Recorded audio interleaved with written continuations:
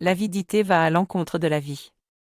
Les personnes cupides sont semblables aux abeilles, elles travaillent comme si elles devaient vivre éternellement, dit Démocrite. De nos jours, comme à l'époque du philosophe grec, des gens s'activent sans penser que cela puisse finir. Ils se croient obligés d'accumuler sans fin, de crainte d'être, un jour, dans le besoin.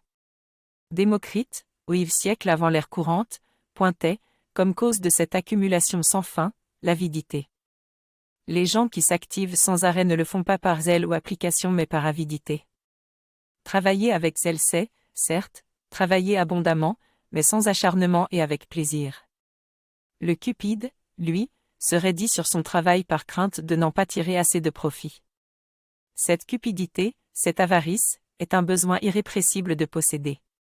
Il s'agit plus du désir de richesse que de la peur de trop dépenser, comme nous l'entendons habituellement.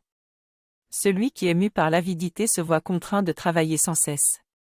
Il ne peut s'accorder aucun repos pour jouir de la vie, car ce serait limiter l'accumulation de biens. L'avare ne vit pas, il croit qu'il jouira, plus tard, toujours plus tard, des fruits de son labeur. Ce moment est sans cesse reporté par crainte de rater une occasion d'accumuler. L'avide ne peut vivre vraiment puisqu'il ne vit qu'en perspective d'un avenir sans cesse remis. Il travaille comme s'il pouvait vivre éternellement. Il sera pourtant obligé, un jour, d'admettre que nul n'est éternel.